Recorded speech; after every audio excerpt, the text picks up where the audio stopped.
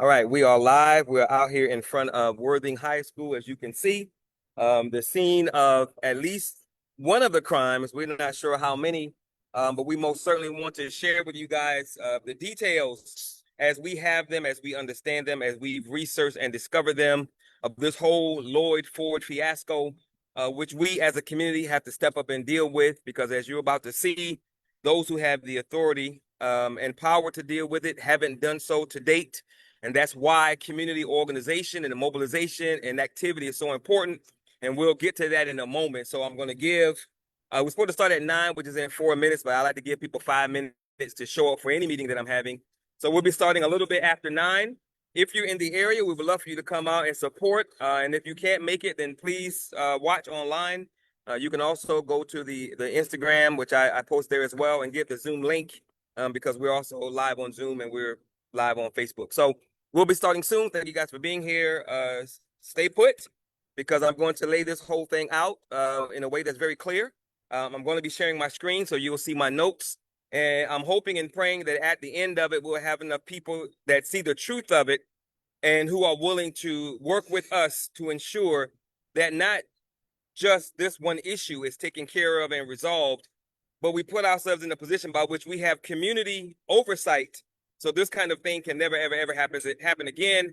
And of course, it happens far too often, but it happens because we don't have good leadership that's going to protect the community, and we don't have people who are willing to do the work, to do the research and connect the dots. And that is what this is all about. So we'll be getting started soon.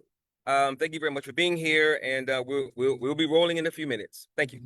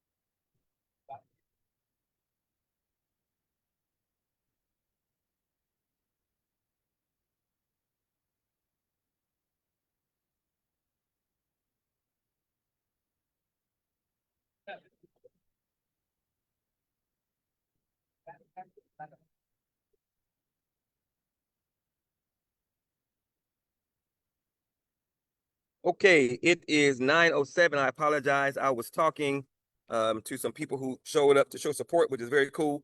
I'm going to share my screen and then we're going to jump right into this thing.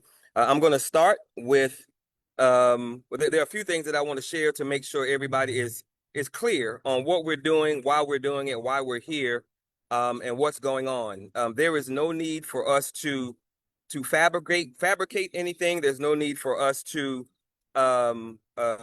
make up anything. The evidence that we have is more than enough to move this thing forward. And our issue as a community organization is trying to determine just that. Why has this situation not moved forward? Why has Lloyd Ford not been charged? Why, if there's been evidence of a crime, why has that evidence not been forwarded to the authorities that can press charges and have him arrested? So this is what we're dealing with. This is the Freedom of Information report, a Freedom of Information document that we got last year, because this is how long we've been working on this thing. Since last April is when it initially came to us. So you can see at the very top, it has Lloyd Ford, his employee ID, June 7th of last year. Brief summary: on April 12th, 2024, the Investigations Department received a Title IX incident report from Alexandria Grigori, the principal of Worthing High School, that the student reported that Mr. Ford sent a video of himself masturbating on Snapchat and solicited the child's name for sex. The Investigations Department initiated an investigation and found the following. The student reported that Mr. Ford sent an inappropriate video of himself masturbating on the social media app Snapchat and solicited her for sex. The Texas Department of Family and Protective Services and the Houston Police Department were both contacted and reports were made. Excuse me. The Employee Relations Investigations Department conducted an investigation and determined that the allegation against Mr. Ford was substantiated. Mr. Ford was removed from his current assigned campus and was recommended for termination. So that is the smoking gun. It took us, I think we got that maybe 5 or 6 months ago.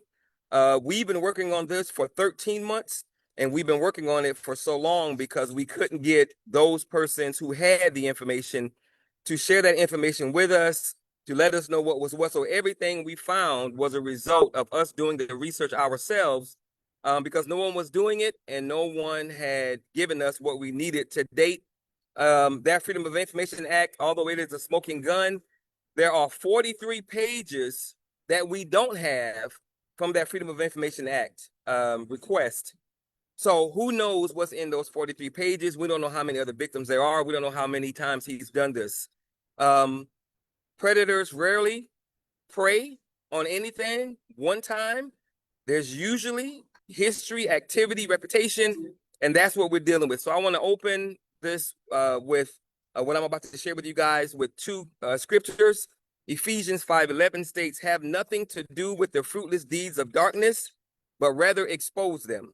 And Matthew 22:14 states, "For many are called, but few are chosen." So if you have not seen the article and you want to read it, you can do that in one of two ways.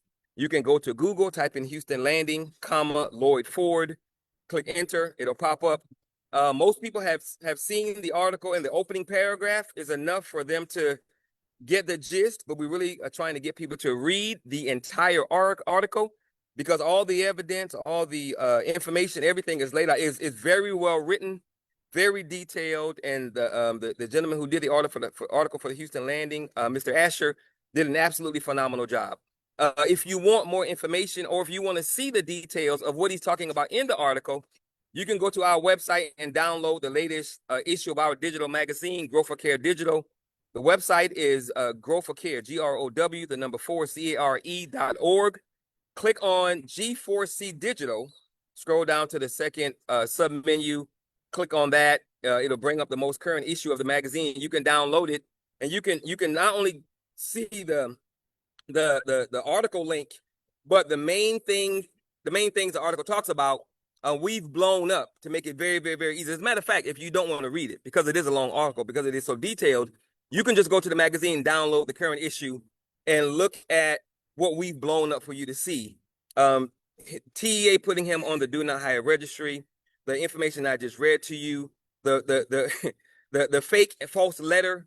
Well, we have the actual letter, but there's a fake and false letter that he's circulating to show that he's innocent, but it's fabricated. We've already confirmed that, and the article confirms that as well. And we have we have the real letter.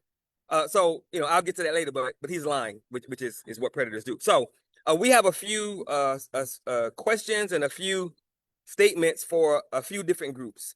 So for HISD, we want to know, as a community and as concerned citizens, parents, loved ones, we want to know, why was the evidence good enough to send the TEA, Texas Education Agency, who placed them on their do not hire registry, but not good enough to send to the DAR to HPD? The second thing we want from HISD, we want to know, if parents and guardians weren't notified because charges weren't filed, why didn't you, HISD, do everything in your power to ensure those charges were filed, and at a minimum, without naming Lloyd Ford, maybe it was an active investigation, but without naming Lloyd Ford, why didn't you inform parents and guardians, and so that they can counsel their children and find out if they had any interactions with this sexual predator? Third thing, if a sexual predator was identified and removed from your child's school campus, would you want to know? And if so, why didn't you see fit to inform the parents of Worthing High School? So that's what we need to know from HISD. For HPD, the Freedom of Information Act document that we requested and we received shows that HPD was notified. But when we reached out to the substation that's closest to Worthing High School, that's right behind me, twice we did that, by the way, you guys told us that you had nothing on file about Lloyd Ford. So if the information was provided, how can that be that you have nothing on file? For the City of Houston leadership, as stated when I spoke this past Tuesday, we, the concerned members, associates, and affiliates of District D and Worthing High School, we need your help to determine what can be done to, one, remove Lloyd Ford from any leadership positions with the city. Per the evidence we already have, the evidence that I've emailed to you, and the evidence that I shared when we started this live press conference. Number two, help us reach out to the community to inform them, educate them, and better prepare them for how to spot the signs of a sexual predator.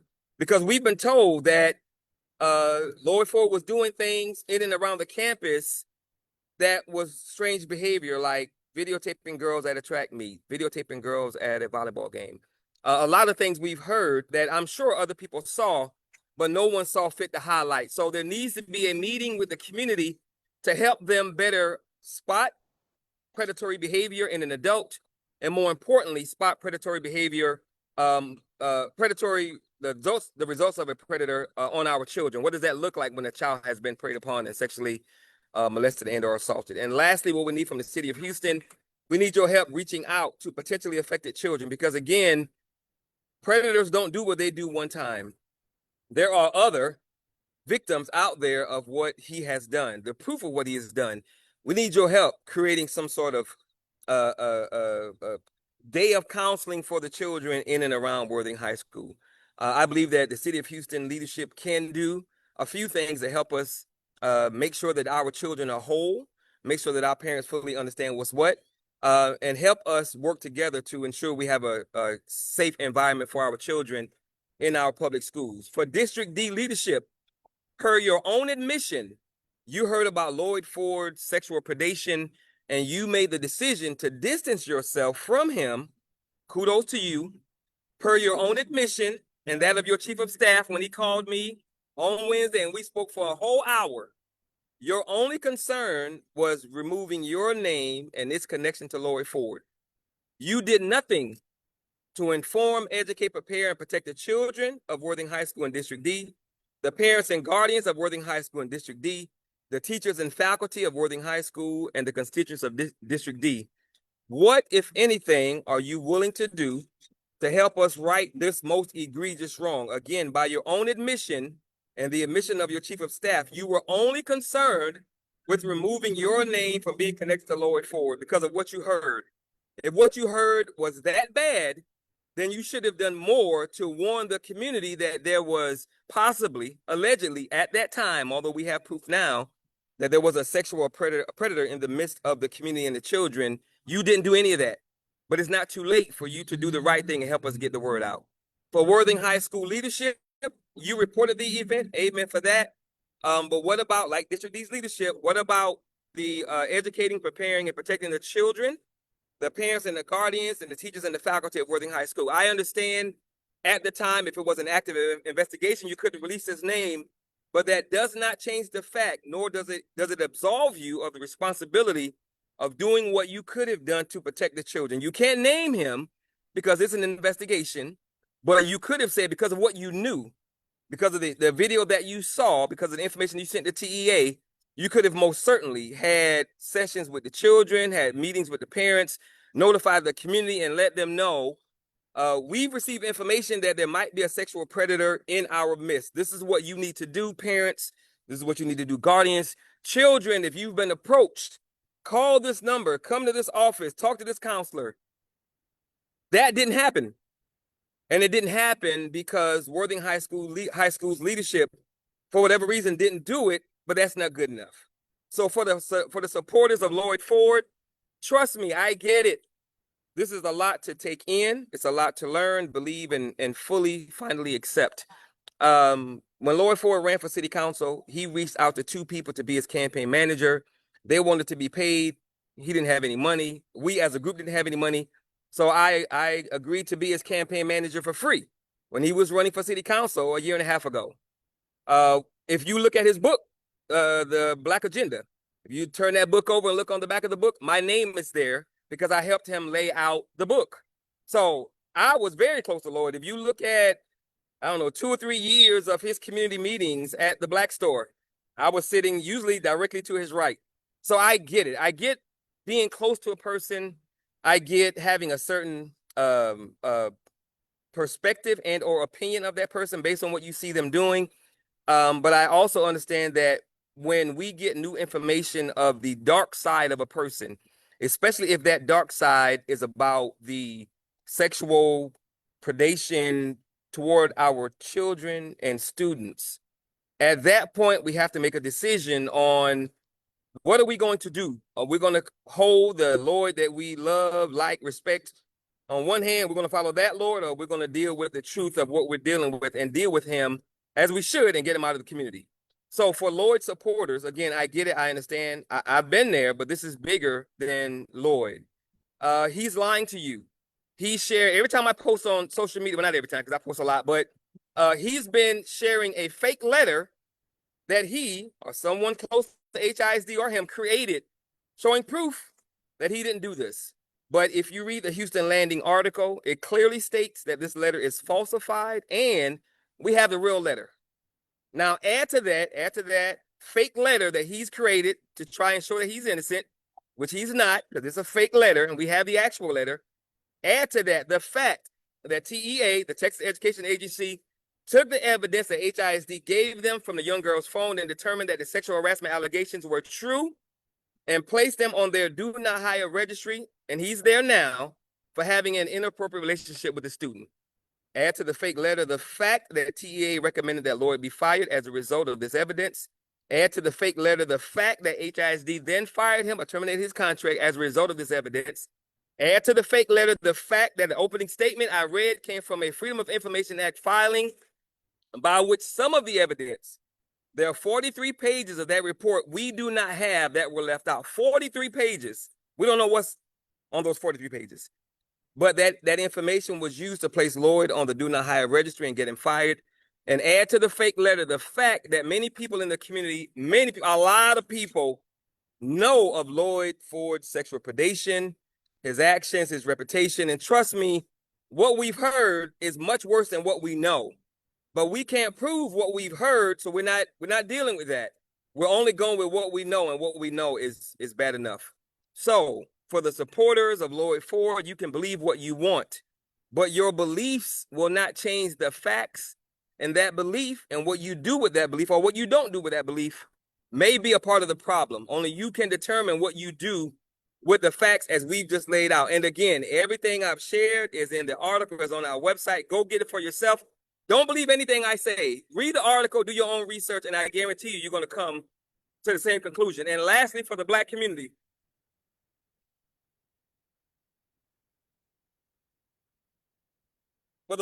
if this is how we're going to support our children when they're brave enough to come forward, then why would they ever come forward?